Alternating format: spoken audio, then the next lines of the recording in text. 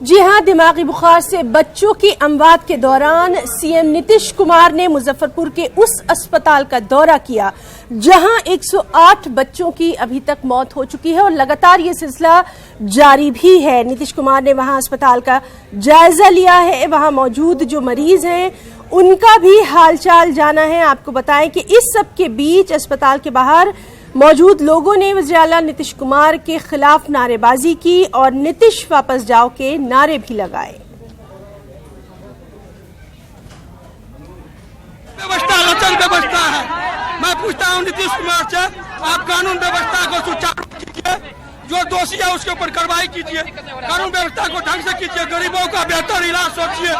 और क्या सोचेगा गरीब आदमी, क्या सोचता है गरीब? पुलिस वाला बड़ा आदमी का पैर पकड़ेगा, आम आदमी गरीब है उसको धक्का देकर भगा देगा। वापस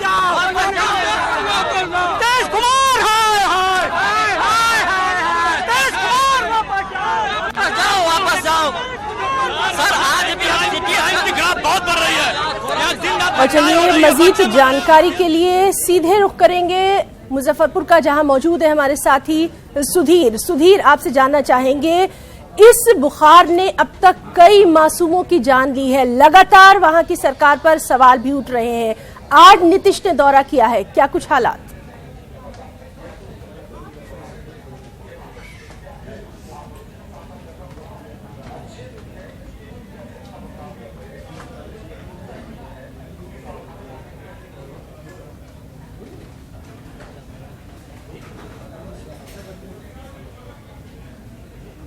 चमकी बुखार का प्रकोप जारी है। नीतीश कुमार मुख्यमंत्री बिहार सरकार के आज पहुंच रहे हैं मुजफ्फरपुर। बात करते हैं मनोज झा, जो कि आरजेडी के राज्यसभा सांसद हैं, उनसे। मनोज जी, आज नीतीश कुमार पहुंच रहे हैं वहां पर मुजफ्फरपुर में, किस तरह से देखते हैं? सरकार फेल हुई है या सरकार काफी मेहनत कर रही है? आपको लग रहा है, क्या लग रहा है आपको? सरकार और सरकार की मशीनरी दोनों जमींदोज हैं, ध्वस्त हो चुके हैं। मैं कह रहा हूं कि ऑल ऑफ ए सडन नहीं हुआ, अचानक से नहीं हो गया। उसका एक इतिहास रहा है। वो इलाका इंसेफ्लाइटिस प्रोन रहा है। अपने क्या मुकाम हासिल किए? केंद्रीय स्वास्थ्य मंत्री जब 14 में भी गए थे, उन्होंने 100 अतिरिक्त बेड की बात की थी, कमिटमेंट दिया था। क्या हो गया इन कमिटमेंट्स का? आज नीतीश जी जा रहे हैं, देर से जा रहे हैं, लेकिन हम चाहेंगे दुरुस्त जाएं। ये सांकेतिक सिर्फ महज होकर के ना रह जाए, क्योंकि कई दफा इस तरह की विजिट्स, सिर्फ हाई प्रोफाइल विजिट्स जो होती है वो सांकेतिक हो जाती है। संकेत से ऊपर उठ करके करना होगा। एक भी बच्चे की अब मौत ना हो, क्योंकि हम सब एसकेएमसीएच का मामला देख रहे हैं। अलग अलग नर्सिंग होम में, प्राइवेट क्लिनिक्स में भी बच्चों की मौत हो रही है। और ये सारे बच्चे जो दुनिया से अलविदा कह रहे हैं ना, वो सवाल छोड़ के जा रहे हैं। कोई तैयार नहीं इन सवालों को लेने के लिए, क्योंकि अब सरोकारों पर सरकार नहीं चलती है। सरकार चलती है छवि प्रबंधन। छवि प्रबंधन अच्छी रहनी चाहिए, सरोकार जाए भाड़ में। इसी के कारण हमने ये तय किया कि राज्यसभा में हम कार्यस्थगन प्रस्ताव भी लेके आएंगे। हम अटेंशन ड्रॉ करना चाहते हैं। हमारा सिर्फ ये उद्देश्य है कि आगे किसी बच्चे की मौत ना हो। पब्लिक हेल्थ सिस्टम इतना लचर और लाचार ना हो कि वो स्वास्थ्य मंत्री ये कहते फिरे कि नियति का काम था। और केंद्रीय स्वास्थ्य राज्य मंत्री जब इतने गंभीर विषय पे बात हो रही हो तो झपकियां ले रहे हो। तो वो झपकी हमारी संवेदना ले रही है, हमारी व्यवस्थाएं झपकी ले रही हैं, सो रही हैं। आपको लगता है सरकार ने समय रहते प्रबंध नहीं किया, इसलिए ऐसा हुआ? देखिए, मैं लगातार एक बात कह रहा हूं कि ये पूरा कॉरिडोर अगर आप गौर से देखें, गोरखपुर से मुजफ्फरपुर, इसमें ये इंसेफ्लाइटिस प्रोन है। आपका प्रिवेंटिव मेडिकल केयर क्या था, क्या इंतजाम थे? पहली बार नहीं हुआ है। इसका मतलब बार बार होने के बावजूद, इस तरह के हादसे के होने के बावजूद, आप इन बच्चों की, चूंकि ये कौन बच्चे हम सब जानते हैं, इनको महज आप आंकड़े की तरह देखते हैं। हमारा आग्रह होगा सरकार से, चुनाव आप जीते हो ना, बड़ी दिल बड़ा करिए। इन बच्चों में से कोई अब अगला बच्चा उस आंकड़े में शामिल ना हो। आंकड़े के पीछे के चेहरे को देखिए, और जो स्वास्थ्य के बारे में आपका कमिटमेंट है ना, वो 0 पे है, 0 है, उसको बढ़ाइए। बहुत बहुत धन्यवाद। ये थे आरजेडी के सांसद मनोज झा। कैमरामैन हरीश के साथ अमितेश, न्यूज 18 दिल्ली। बिल्कुल गलत बात है। मैं एक जनता दल यू का मेंबर होने के नाते नहीं, एक डॉक्टर होने के नाते कहता हूं, किसी राजनेता के जाने से, चाहे वो मुख्यमंत्री हो, स्वास्थ्य मंत्री हो, केंद्रीय स्वास्थ्य मंत्री हो, उसके जाने से बीमारी ठीक नहीं हो जाती है। महकमा अपना काम कर रहा था, और इसका गवाह मैं खुद हूं कि महकमा काम कर रहा था। यही कारण है कि पिछले वर्ष जो 33% मृत्यु हो गई थी, आज उस दर को हम घटा के 26% पे ले आए। लेकिन तब भी सच्चाई है कि 127 बच्चे मरे हैं। इसलिए मरे हैं क्योंकि एन्केफेलाइटिस वायरल इन्फेक्शन ये फैलता है, 3rd स्टेज में आएगा तो ये अनक्योरेबल हो जाता है। ये सब कोई को पता है। अपनी पूरी क्षमता के साथ केंद्र सरकार और राज्य सरकार लगी हुई है और इस मामले में बच्चों की मौत पे राजनीति न करे तो ज़्यादा बेहतर होगा। विपक्ष वाले जो भोंपू बन के चिल्ला रहे हैं, थोड़ा गाँव में भी घूम लें, थोड़ा जागरूकता फैला लें, जो हम काम अब कर रहे हैं। और आने वाले वर्षों में सरकार का फोकस इंफ्रास्ट्रक्चर को और सुदृढ़ करने पे होना चाहिए। अब लू से मर रहे हैं बिहार में, तो इसमें क्या मुख्यमंत्री लू से मार रहे हैं या केंद्र सरकार लू से मार रही है? मतलब आप सिर्फ राजनीति करनी है तो करते रहिए, कौन रोक लेगा? खुश एक चीज से जरूर थे, जो इस विषम परिस्थिति में भी यहाँ का उनका जो डॉक्टर्स ये है बहुत ही अच्छी तरीका से इलाज कर रहा है। जो आप लोग भी विगत जितने दिनों से हैं मेरे इलाज के तरफ आप लोगों ने भी कोई उंगली नहीं उठाई है और उसमें कहीं दो राय नहीं। उनको इस बात का उन्होंने अप्रिशिएट किया है। जो बिल्डिंग से कंडीशन है, जो चीज है, उसके लिए उन्होंने बहुत लोगों को इसका इंस्ट्रक्शन दिया है। मेरे चीफ सेक्रेटरी साहब को भी उन्होंने कहा है इस पर ध्यान देना है। मेरे प्रधान सचिव को कहा है कि क्या क्या करना है। 2 बजे उनको अनाउंसमेंट करने दीजिए। तो ये मेरे लिए बहुत विषम परिस्थिति है कि मेरे प्रधान सचिव को जो कहा गया है उसके पहले हम किसी बात को किस बात से वो नाखुश थे? नाखुश किसी चीज से नहीं दिखे, हाँ द्रवित देखे। और एक बार फिर से बात करने की कोशिश करेंगे हमारे साथी सुधीर से। सुधीर, आपसे इस वक्त के हालात जानना चाहेंगे। दोपहर होने को आई है, सीएम का दौरा भी हो गया है, लोगों का गुस्सा जो है वो भी वहां पर दिखाई दे रहा है। हाँ जी बिल्कुल, लोग इस बात से गुस्से में है कि ये जो मौत की संख्या है लगातार बढ़ती जा रही है। बच्चे लगातार मर रहे हैं, बीमार भी हो रहे हैं। सरकार बड़े बड़े वादे कर रही है लेकिन उन वादों का कोई असर सामने दिख नहीं रहा है।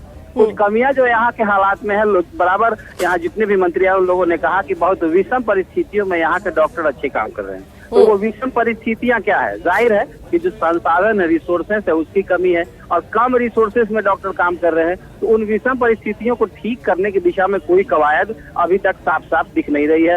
पहली जरूरत है बच्चों के लिए बेड बढ़ाना।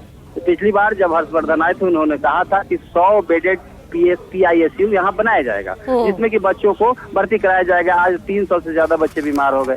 यहाँ के जो बच्चों के PD ICU की जो क्षमता है वह 16 की है। तो आखिर इतना बड़ा गैप जो है वह गैप मिटेगा कैसे? दूसरी बात, जो बहुत सारे लोग थे जो बहुत सारा रिप्रेजेंटेशन देना चाह रहे थे, जिनके मन में कहीं कोई बात है AES को लेकर, कहीं कोई कमी रह गई हो, तो मुख्यमंत्री को वो सारे लोग अपनी बात बताना चाह रहे थे। मुख्यमंत्री सीधे सीधे आए, लोगों को रोक दिया गया सुरक्षा कारणों से और अंदर गए और फिर निकले और सीधे वो निकल लिए तेजी से। तो लोग जो वहाँ थे वो काफी गुस्से में आ गए कि किसी ने भी उनको सुनने की कोशिश नहीं की। उनके साथ जो और सारे मंत्री थे या फिर प्रिंसिपल सेक्रेटरी आए थे, किसी ने लोगों की बात नहीं सुनी कि सारे के सारे आवेदन धरे रह गए और ये गुस्सा सड़क पर आया। जो टीवी के माध्यम से पूरी दुनिया ने देखा है कि सीएम के आने के बाद यहाँ किस तरीके से लोगों में गुस्सा दिखा और यह गुस्सा अभी जारी है। क्योंकि मौसम की तलखी अभी गई नहीं है, अभी बरसात हो नहीं रहा है, ह्यूमिडिटी का लेवल अभी भी 60+ है और बीमारी के लक्षण है कि यदि 40+ टेम्परेचर और 60+ ह्यूमिडिटी, ये कॉज वहीं से उत्पन्न होती है बच्चों को बीमार होने की संख्या। तो ये बीमारी यहीं थम जाएगी, अभी कहा नहीं जा सकता। और इन तमाम परिस्थितियों में इलाज को लेकर स्वास्थ्य महकमा विफल है। तो ये विफलता जाहिर है कि लोगों का गुस्सा तो थमेगा ही। सुधीर, आपसे ये भी जानना चाहेंगे, लगातार आप इस खबर को कवर करते रहे हैं, हर साल ये बीमारी जो है वहाँ इसी तरह से बहुत सारे मासूमों की जान लेती है, तो पहले से क्यों नहीं इन तमाम चीजों की एहतियात बरती गई? इतनी जानों की कुर्बानी। इस मसले पर सरकार बिल्कुल जब भी ये सवाल आता है कि आखिर बीमार होने से पहले की जो तैयारियां हैं सरकार की वो क्यों नहीं की गई, तो ये जब सवाल आता है, जब ये सवाल आता है तो चुप्पी हो जाती है। यहाँ के DM ने भी कहा कि जागरूकता में निरंतरता होनी चाहिए। वो निरंतरता आखिर लाएगा कौन? बीमार होने से पहले सबको पता है ये बीमारी 1996 में पहली बार यहाँ देखी गई थी। हालांकि तब इसे एन्सेफेलाइटिस या AES नहीं कहा गया था। 2000 आते आते इसने बड़ा रूप अख्तियार कर लिया तो मीडिया की सुर्खियां बनने लगा। 2010 के बाद यह नेशनल लेवल पर यह बात उठने लगी कि आखिर मुजफ्फरपुर में इतनी बड़ी तादाद में बच्चों की मौत क्यों हो रही है। 2014 ने तो बड़ा आंकड़ा पार कर लिया और हर्षवर्धन को दिल्ली से यहाँ आना पड़ा। 2019 भी एक बार फिर। तो इतनी इतना लंबा समय है। इन लोगों ने, चाहे वो डॉक्टर हो या फिर एडमिनिस्ट्रेटर हो या फिर गवर्नमेंट हो, सबने इस बीमारी को इतने लंबे समय से करीब से देखा है। बावजूद इसके लिए पहले की तैयारी नहीं होती है। सबको पता है बच्चे बीमार होंगे, बेड बढ़ाने की संख्या होगी, एसी ज्यादा से ज्यादा इंस्टॉल करके रखने होंगे, वेंटिलेटर्स की संख्या ज्यादा होनी चाहिए, या फिर लाइफ सेविंग जो इक्विपमेंट्स होते हैं उनकी संख्या ज्यादा होनी चाहिए। तो ये तमाम चीजें कम है। इसकी वजह से कभी कभार ऐसा भी होता है जब पीआईसीयू में जगह घटने लगती है तो ऐसी दशा में कुछ बच्चों को जनरल वार्ड में शिफ्ट किया जाता है, या कहकर कि ये ठीक हो रहे हैं, फिर वहाँ बच्चों को परेशानी होती है, फिर उनको आईसीयू में लाया जाता है। जी सुधीर, तो बहरहाल हालात जो है वो सीएम के दौरे के बाद भी वहां पर कुछ बेहतर नजर नहीं आ रहे। शायद हम उम्मीद कर सकते हैं कि अब वहां पर कुछ एडमिनिस्ट्रेशन लेवल पर किया जाएगा, सीएम ने कुछ खास निर्देश दिए होंगे, उसके बाद शायद वहां पर मासूमों को बचाया जा सके। बहुत बहुत शुक्रिया आपका इस तमाम जानकारी के लिए। आगे भी हम आपसे अपडेट लेते रहेंगे। और नाज़रीन, इसी चमकी बुखार पर अजय निषाद ने एक मुतनाज़ा बयान दे दिया है। उनका कहना है कि गर्मी और गरीबी और गंदगी से चमकी बुखार फैला है, गांव में 4G पर काम करने की जरूरत है। उन्होंने क्या कुछ कहा है, जरा आप भी देखिए। बात करते हैं बिहार के मुजफ्फरपुर से बीजेपी सांसद अजय निषाद से। अजय निषाद जी, मुजफ्फरपुर में आपके शहर में जिस तरह से तमाम घटनाएं हो रही हैं, बच्चों की मौत की संख्या लगातार बढ़ती चली जा रही है, मुख्यमंत्री पहुंचे हैं लेकिन काफ़ी देर के बाद। देखिए, मुख्यमंत्री जी पूरे बिहार के मुखिया हैं और इस मामले को लेके, मुजफ्फरपुर के इस मामले को लेके, चमकी बुखार को लेके लगातार चिंतित रहे हैं। उच्च स्तरीय बैठक भी पटना में हुई है और सरकार काम कर रही है। ऐसा नहीं है, मुख्यमंत्री जी के बहुत सारे काम हुए हैं। जाने से पहले उन्होंने मृतक के परिवार को 4-4 लाख रुपया देने की भी घोषणा की है। तो ये सब काम तो सरकार कर रही है। सबसे बड़ी चीज़ है कि सरकारी स्तर पर थोड़ी मोड़ी चूक हुई है। जितना हम लोग को संज्ञान लेना चाहिए बीमारी आने के पहले, उतने स्तर पे, ज़मीनी स्तर पे काम हम लोग नहीं करें। बीमारी अज्ञात है, अभी तक इसके होने का, पहुंचने का कोई ठोस कारण लोग नहीं पहुंच पाया है। थोड़ा मोड़ा जानना है, मेरा मानना है कि इस पर हम लोग को 4G पे काम करने की ज़रूरत है। पहला जी, गाँव, जितने भी मृतक हैं या बीमार होकर बच्चे हैं सब गांव से जुड़े हुए हैं।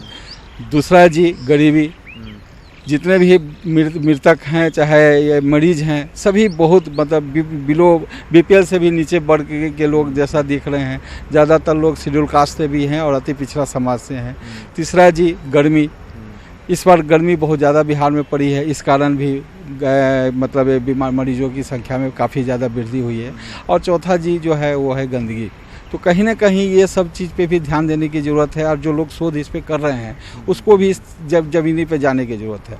प्रधानमंत्री जी मुख्यमंत्री जी ने अभी 4-4 लाख रुपया देने का घोषणा की है, तो हम उनको यही राय मतलब देना चाहेंगे कि जो 4 लाख के बदले उनको अगर प्रधानमंत्री आवास योजना से उनको आवास दिया जाए, उनके रहन सहन स्तर को ऊँचा बना के भी देखा जाए, क्योंकि ये भी ट्रायल बेसिस पे हो कि अगर उनका रहन सहन का स्तर का ठीक हम करते हैं तो बीमारी कमती है कि बढ़ती है, इस पर भी शोध करने की ज़रूरत है। क्योंकि जितने लोग बीमार होकर आ रहे हैं सबका रहन सहन का स्तर, बिल्कुल वही सवाल है कि क्योंकि आप कह रहे हैं 4-4 लाख रुपया दिया जा रहा है बाद में उनको मुआवजे के तौर पे, तो उसके बदले 4 लाख रुपया न दिया जाए बल्कि उसके आवास दिया जाए, बाकी सुविधा दी जाए तो बेहतर होगा। जी जी, रहने सहने का स्तर को अगर हम लोग ऊँचा करके भी देख लें ना, चूँकि अभी तक बीमारी का कारण अज्ञात है, तो अलग अलग शोध, अलग अलग काम करने की जरूरत है। लेकिन पहले भी से भी बीमारी होती रही, 2014 में भी हुआ था, इसके पहले से भी लगातार हो रहा है उस क्षेत्र में मुजफ्फरपुर में। आखिर चूक कहाँ हुई? ये पहले से भी प्रिवेंटिव मेजर जो होने चाहिए नहीं हुआ। आखिर बीमारी को पहले से कहीं ना कहीं सरकार को संज्ञान में लेना चाहिए था। सरकार को जितना कंसस रहना चाहिए था उतना नहीं रह पाई। थोड़ा मोड़ा अवेयरनेस जगाने की भी जरूरत थी तो शायद वो नहीं हो पाया। सबसे बड़ा चीज़ हम टीवी चैनल के माध्यम से भी आग्रह करेंगे, क्योंकि सारे लोग जुड़े हुए हैं, तो यहाँ भी प्रचार प्रसार की जरूरत है कि कहाँ कहाँ हम लोग इससे कैसे बच सकते हैं, तो इस पर भी ध्यान देने की जरूरत है। बहुत बहुत धन्यवाद। तो ये थे बीजेपी के सांसद हैं मुजफ्फरपुर से अजय निषाद। साफ तौर पे कह रहे हैं कि सरकार की तरफ से कहीं न कहीं चूक जरूर हुई है, जितना अवेयरनेस करना चाहिए था उतना नहीं हो पाया। कैमरामैन हरीश के साथ अमितेश, न्यूज़ 18 दिल्ली। और एक और अहम खबर, जेपी नड्डा को बीजेपी का कारगुजार सदर बनाया गया है। आज पार्टी हेडक्वार्टर में उन्हें वेलकम भी दिया जा रहा है और वहां का जायजा लिया हमारे साथी पवन गौड़ ने। कल देर शाम बीजेपी ने अपना अगला कार्यकारी अध्यक्ष चुन लिया है। बीजेपी कल पार्लियामेंट्री बोर्ड की बैठक हुई और उसमें जेपी नड्डा को अगला कार्यकारी अध्यक्ष चुन लिया गया है। आज जेपी नड्डा का बीजेपी का जो मुख्यालय है 6A दीनदयाल उपाध्याय मार्ग, उस पर एक बड़े स्वागत की तैयारी की जा रही है। जिस तरह आप देख रहे हैं कि पूरे ऑफिस को अब फूल की मालाओं से सजाया जा रहा है और धीरे धीरे पूरे ऑफिस के अंदर जेपी नड्डा के साथ में अमित शाह और प्रधानमंत्री मोदी के जो बोर्ड हैं वो भी लगाए जा रहे हैं। और इस जो स्वागत समारोह है इसमें तमाम जो राष्ट्रीय पदाधिकारी हैं बीजेपी के वो इसमें शामिल होंगे, तमाम केंद्रीय मंत्री इसमें शामिल होंगे, बीजेपी के अध्यक्ष अमित शाह इस कार्यक्रम में शामिल होंगे। उसके साथ साथ उत्तर प्रदेश के उप मुख्यमंत्री और मुख्यमंत्री केशव मौर्य और योगी आदित्यनाथ भी शामिल होंगे। तो इस पूरे स्वागत समारोह को एक ग्रांड बनाने की तैयारी है, क्योंकि जिस तरह बीजेपी का ग्राफ पूरे देश के अंदर लगातार बढ़ता जा रहा है, उतना ही बड़ा अगले कार्यकारी अध्यक्ष के लिए सेलिब्रेशन बीजेपी करना चाहती है। कैमरा अनुसैनिक के साथ पवन गौड़, नेटवर्क 18, दिल्ली। आवाज नहीं आ रही, आवाज नहीं आ रही।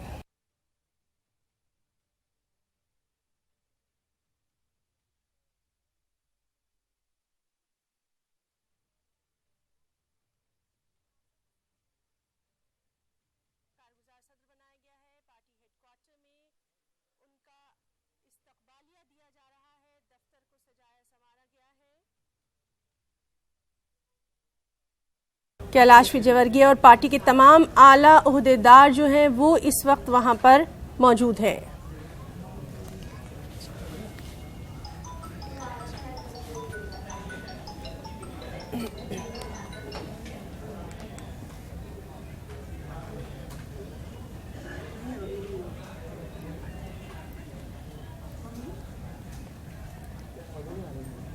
तो बेहद अहम खबर, जेपी नड्डा को बीजेपी का कारगुजार सदर बनाया गया है और पार्टी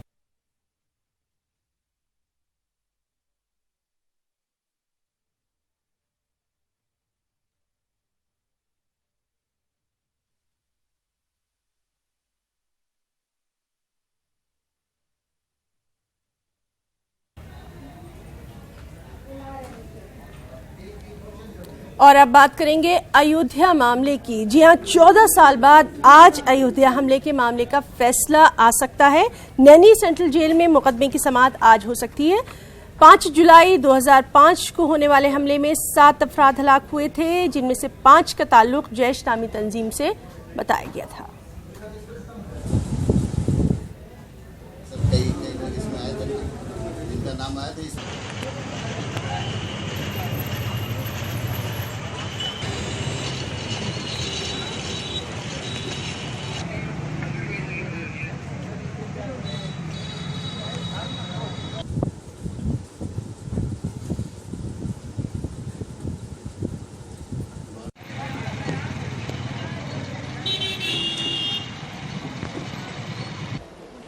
देखिए, अयोध्या में राम जन्मभूमि परिसर में जो भी आतंकी हमला हुआ था,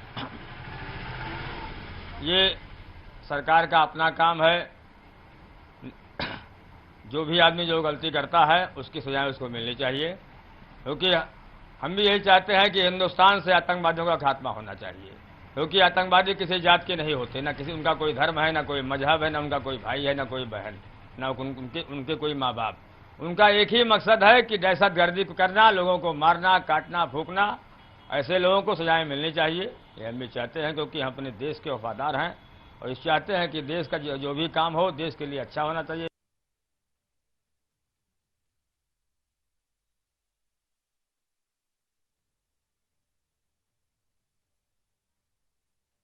साथी मुश्ताक आमिर का। मुश्ताक, आपसे जानना चाहेंगे अभी तक क्या कुछ अपडेट?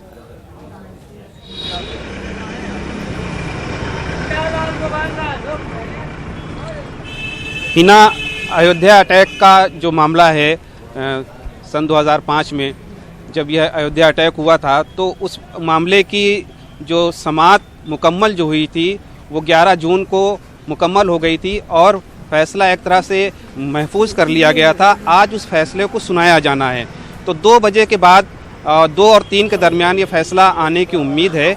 अब ये देखना है कि इस फैसले में अदालत का जो फैसला होता है वो क्या होता है, लेकिन ये मामला बहुत संगीन है। सन 2005 में अयोध्या पर अटैक हुआ था, ख़ास तौर से जो राम जन्मभूमि कैंपस है, परिसर है, वहाँ पर अयोध्या पे अटैक हुआ था और राम जन्मभूमि कैंपस को वो निशाना बनाने की कोशिश की गई थी।